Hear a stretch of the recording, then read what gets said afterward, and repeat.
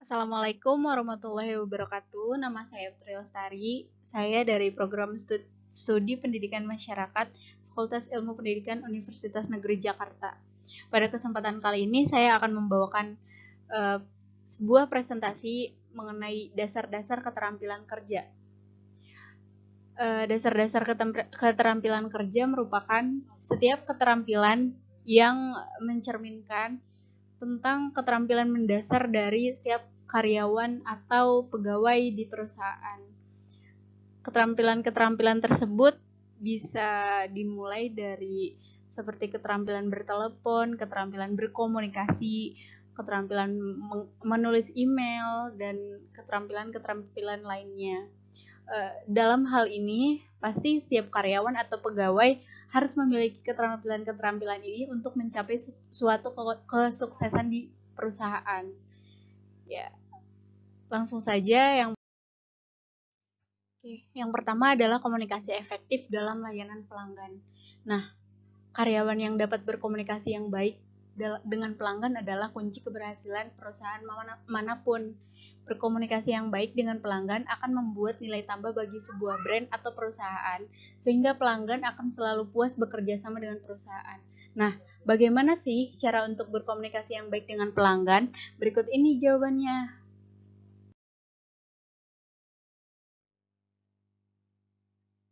Nah, yang pertama itu ada berkomunikasi dengan jelas. Berkomunikasi dengan jelas itu seharusnya tidak terlalu pelan dan juga tidak terlalu keras. Selain itu juga berbicara harus tenang, tidak terlalu cepat dan tidak terlalu lambat. Nah, hal ini akan membuat pelanggan dapat mencerna apa yang kita bicarakan. Berkomunikasi itu harus jelas ya. Yang kedua ada bersikap sopan. Nah, hal ini itu perlu dan penting sekali. Bersikaplah dengan sopan kepada pelanggan dan perlakukanlah pelanggan ibarat seorang teman yang meminta bantuan. Perlakukan mereka dengan kebaikan dan perhatian. Nah, perhatiin pelanggan ya, soalnya pelanggan itu adalah hal terpenting di dalam sebuah perusahaan. Oke, yang ketiga ada mendengarkan dengan baik. Mendengarkan pelanggan itu harus seperti pastikan mereka merasa didengar dengan isyarat menganggukkan kepala. Ketika pelanggan berbicara, seharusnya kita memperhatikannya dan memberi isyarat menganggukkan kepala. Itu artinya bahwa kita mengerti apa ucapan mereka. Ajukan pertanyaan bila Anda tidak mengerti dan jangan lupa ulangi pertanyaan mereka. Misalnya mereka sedang berbicara, "Oh begitu Bu, iya baik." Dan jangan lupa ulangi pertanyaan mereka sehingga Anda yakin bahwa Anda mengerti.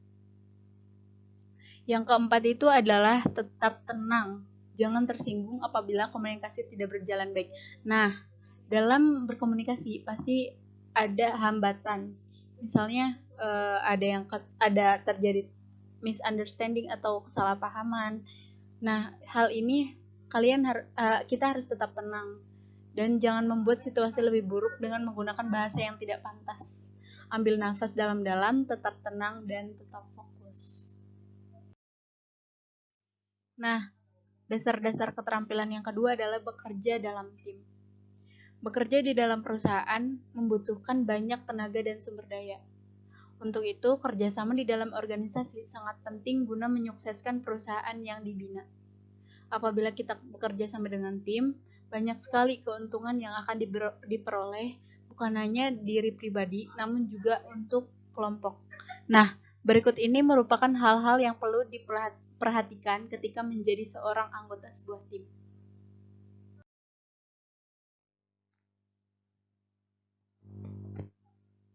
Nah, yang pertama adalah kenali teman satu tim Anda.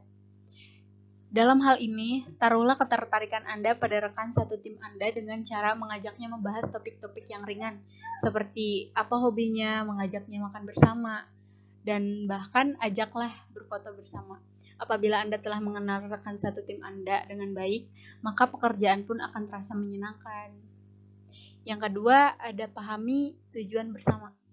Pahamilah bahwa bekerja bersama tim pasti memiliki suatu tujuan yang harus diwujudkan secara bersama-sama, sehingga kita harus memiliki kesadaran diri untuk berkontribusi di dalam tim. karena sebagian besar tim terdiri dari orang-orang yang memiliki berbagai keterampilan yang berbeda. Yang ketiga adalah pemimpin tim yang baik. Jika Anda menjadi seorang pemimpin, jadilah seorang teladan. Berilah contoh yang baik dan bertanggung jawab atas tugas dan wewenang yang dimiliki, karena pemimpin merupakan contoh yang menjadi penggerak di dalam tim. Yang keempat adalah fleksibel. Tim ada dengan tujuan untuk berbagi beban sepenanggungan dan saling memberikan yang terbaik satu sama lain. Ketika kita memiliki beban yang lebih ringan dari yang lain, ingatlah untuk memberikan tangan kepada rekan kita yang lebih membutuhkan. Maka ketika kita di masa yang sulit pun, rekan akan ada di samping kita. Begitulah tim yang saling melengkapi.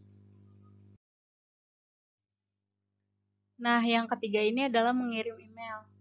Mengirim email itu dari sebuah instansi merupakan email yang bukan sembarangan. Dibutuhkan strategi dan juga teknik yang profesional. Berikut ini hal-hal yang harus diperhatikan dalam menulis email untuk yang efektif, ringkas, dan profesional. Yang pertama adalah perjelas tujuan penulisan. Tentukan tujuan penulisan email yang sesungguhnya. Jika Anda ingin memesan barang ke perusahaan lain, maka kamu harus menuliskan pesan inti mengenai berapa jumlah pesanan dan jangan memasukkan topik yang tidak penting. Apabila Anda telah mengetahui tujuan penulisan, tulislah subjek email yang relevan dan jelas. Misalnya tentang pemesanan barang. Di dalamnya itu ada tentang list barang seperti komputer dan lain sebagainya, dan di subjeknya itu harus diisi pesanan seperti itu, sehingga penerima langsung mengetahui maksud pesan dan apa yang harus mereka lakukan tanpa harus membaca keseluruhan pesan. Yang kedua itu ada email yang mudah dibaca. Buatlah pesan yang efektif, yaitu pesan yang singkat, tidak bertele-tele, dan gunakan bahasa yang formal. Ini penting sekali ya. Hindarilah hal-hal yang mengganggu seperti paragraf yang terlalu panjang, akronim yang tidak mereka mengerti, dan juga warna huruf yang sulit dilihat. Font juga ya teman-teman, atau gaya huruf.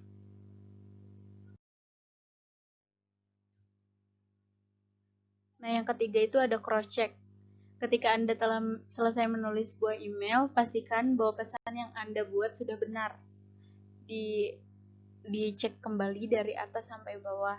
Bacalah kembali pesan yang telah Anda tulis dengan cepat dan pastikan tidak ada ejaan yang salah. Jika Anda mengatakan Anda melampirkan sesuatu, pastikan lampiran tersebut ada di bilah lampiran. Jangan sampai kalau kita menulis di situ ada lampirannya, tapi nggak keikut lampirannya. Terus yang keempat, kirimlah pada orang yang tepat. Hal ini juga tak kalah penting dengan poin-poin di atas. Tentukanlah penerima email dengan benar. Apabila pesan tersebut berisi tentang pesanan barang, maka tujukanlah pesan tersebut pada bagian dan perusahaan yang tepat. Misalnya,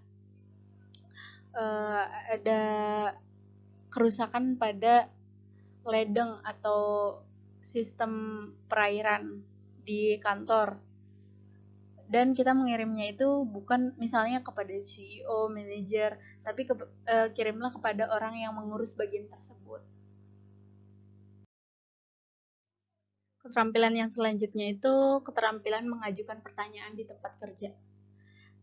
Misalnya kita baru saja masuk pekerjaan yang baru di sebuah perusahaan, maka akan banyak sekali pertanyaan di kepala kita. Namun, kita seringkali ragu untuk bertanya karena takut jika kita terlihat bodoh. Lalu bagaimana cara yang terbaik untuk bertanya dan mendapatkan jawaban yang kita inginkan? Yang pertama ada menuju jawaban yang spesifik. Apabila kita mendapatkan pekerjaan yang sama sekali kita tidak mengerti, tanyakanlah kepada yang pemberi pekerjaan tersebut atau pada rekan kerja Anda mengenai apa yang mereka maksud mengenai pekerjaan tersebut. Maka rekan Anda akan memberikan contoh-contoh yang spesifik mengenai pekerjaan tersebut. Yang kedua, ada pastikan Anda mendapatkan jawaban yang dibutuhkan. Setelah kita bertanya, terkadang Jawaban yang diberikan masih belum jelas. Maka ulangi jawaban tersebut dengan cara menyebutkan contoh spesifik yang Anda pahami atas pertanyaan tersebut. Misalnya, orang tersebut memberitahu tentang bahwa caranya begini, begini, begini. Nah, apabila kamu telah mengetahui jawaban tersebut, ulangi apa yang kamu pahami. Misalnya, kamu memahami seperti ini dan sebutkan apakah itu benar atau tidak. Yang ketiga adalah pertahankan nada yang tenang dan menyenangkan. Nah, apabila kita tidak tahu tentang sesuatu dan kita terkadang panik dan cemas gitu, frustasi. Cara kita bertanya itu sama penting dengan apa yang kita inginkan. Maka pertahankan nada yang tenang. Kita harus tenang. Yang keempat itu ada catatlah pertanyaan Anda. Di saat Anda memiliki pertanyaan yang ingin ditanyakan namun di waktu yang tidak tepat atau karena Anda gugup, maka catatlah terlebih dahulu pertanyaan tersebut dan tanyakan di kesempatan yang lain. Namun ketika kesempatan tersebut datang, tanyakanlah dan jangan menunda-nunda.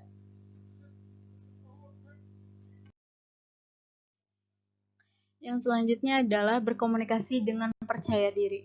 Percaya diri merupakan hal yang pasti kita miliki. Namun, tidak setiap saat kita memiliki rasa percaya diri. Seperti ketika kita pertama kali berbicara di hadapan orang banyak. Rasa percaya diri juga merupakan hal yang sangat penting ketika kita berkomunikasi dengan kolega atau pelanggan.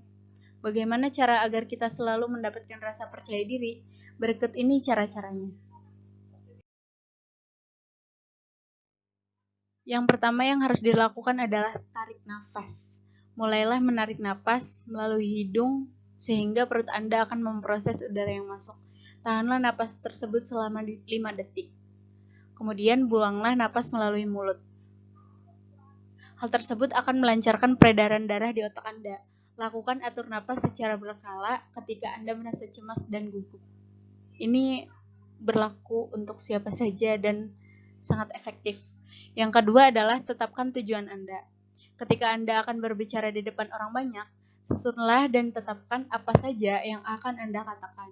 Jangan lupa untuk terus berlatih, dan ketika pelaksanaannya, katakanlah apa yang ingin Anda katakan. Pilihlah kata-kata yang tegas dan hindarilah kata-kata keraguan-raguan seperti tapi, mungkin, dan lain sebagainya. Yang ketiga adalah sapalah audiens. Pastikan bahwa Anda terhubung dengan audiens.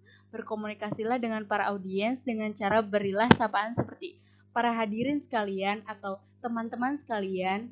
Jangan lupa untuk memberikan bahasa yang ramah dan persuasif atau mengajak. Misalnya ibu-ibu, bapak-bapak, dan lain sebagainya. Selanjutnya ada tepat waktu. Tepat waktu juga merupakan keterampilan yang teman-teman. Tepat waktu adalah cara Anda untuk membuat kesan yang baik dan menunjukkan bahwa Anda dapat diandalkan. Apabila kita sering terlambat di tempat kerja, kita akan selalu diperhatikan oleh rekan kerja ataupun oleh manajer dan mereka akan memandang kita sebagai orang yang tidak konsisten. Hal tersebut akan membuat mereka tidak menghargai kita. Berikut ini adalah beberapa tips untuk membantu Anda tepat waktu di tempat kerja. Yang pertama itu gunakan kalender. Selalu gunakanlah kalender untuk menandai jadwal, entah itu di dalam ponselmu atau dengan cara mencatatnya. Kemudian pasangkanlah pengingat. Hal ini penting agar Anda selalu siap dan tahu kapan dan dimanapun Anda harus berada. Yang kedua, buatlah waktu luang.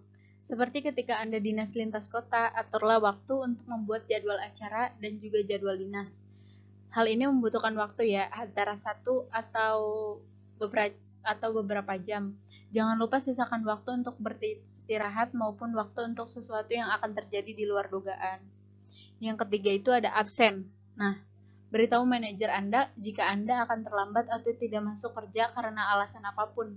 Entah itu sakit, urusan keluarga, atau masalah yang tidak memungkinkan Anda untuk hadir. Apapun yang terjadi, beri manajer Anda kabar sesegera mungkin, sehingga mereka dapat membuat pengaturan di kantor untuk menggantikan tugas. Sesuaikan izin kerja dengan regulasi kantormu atau dengan aturan yang berlaku di kantormu.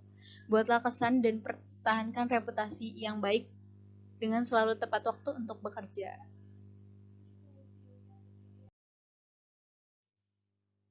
Yang ketujuh adalah mendengarkan secara efektif.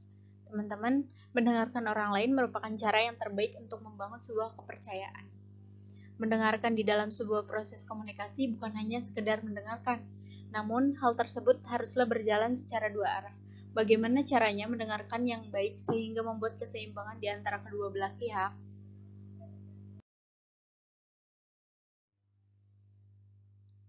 Nah, yang pertama itu adalah pahami lawan bicaramu.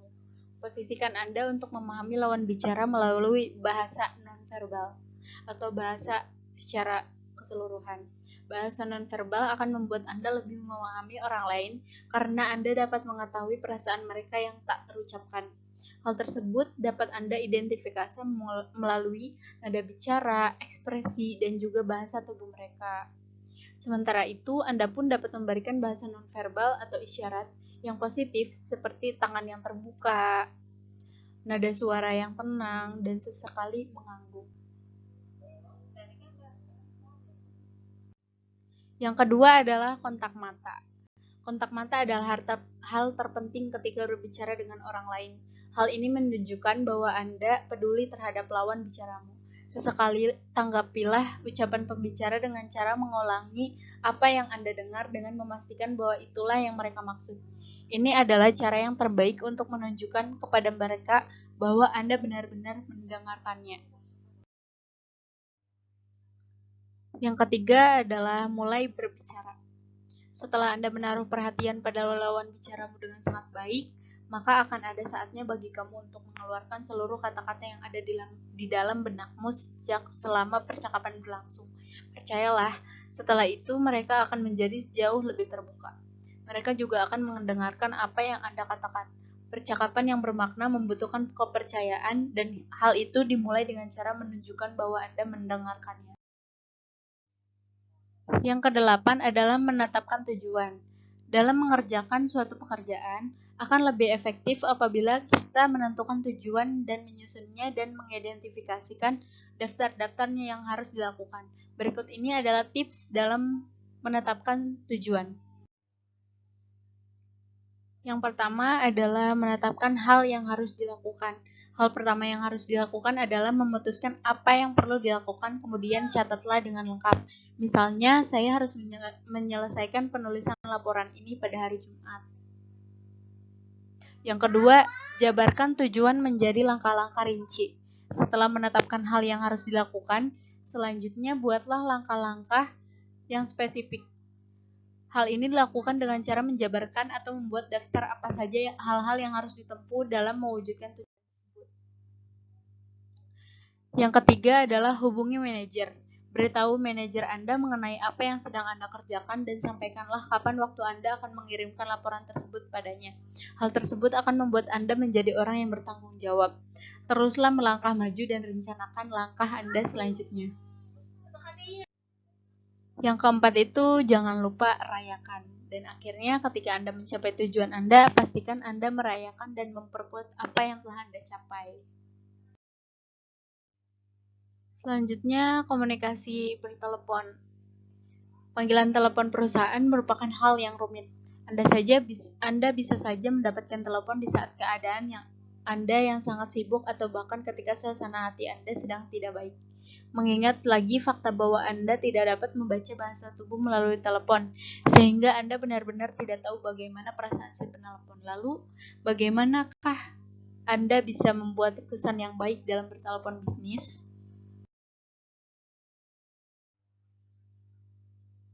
Yang pertama itu adalah harus tersenyum. Pertama dan utama, hal yang harus dilakukan sebelum meraih gagang telepon adalah dengan menarik nafas dan lalu tersenyum. Tersenyum ketika Anda berbicara sebenarnya mengubah intonasi suara Anda. Hal itu membuat suara Anda lebih tinggi dan memberi Anda lebih banyak energi. Orang di ujung sana sebenarnya dapat merasakan perbedaan intonasi suara Anda ketika Anda tersenyum. Aneh kan? Yang kedua, sebutkanlah nama. Ketika telepon sudah terhubung, sebutkanlah nama Anda dan nama perusahaan Anda. Misalnya, Putri Lestari, ada yang bisa saya bantu? Atau auto service dengan Putri Lestari, ada yang bisa saya bantu? Apabila penelpon tidak menyebutkan namanya, tanyakanlah identitas dengan bertanya, bolehkah saya bertanya dengan siapa saya bicara? Setelah Anda mengetahui namanya, sebutkanlah namanya ketika Anda sedang berucap. Hal tersebut akan membuat kesan manis dan nyaman bagi si penelpon. Misalnya, baik Pak Septa, apakah ini benar ini? Nah, seperti itu. Yang ketiga adalah jangan bertele-tele. Mengetahui kenyataan bahwa semua orang sibuk dan memiliki kegiatan yang lain, maka bertelepon seharusnya berisi tentang inti yang diinginkan. Apabila ada sesuatu hal yang akan dilakukan selanjutnya, mintalah kontak si penelepon seperti email. Yang keempat adalah akhiri dengan kesimpulan. Saat hendak mengakhiri panggilan, simpulkanlah kesepakatan yang sudah disepakati kedua belah pihak. Ulangi poin-poin ataupun inti kesepakatan tersebut dan tulislah di catatan telepon atau block note. Dan jangan lupa ucapkanlah terima kasih dan salam perpisahan. Yang ke-10 adalah pengambilan keputusan. Di dalam perusahaan kita seringkali dihadapkan pada suatu situasi masalah.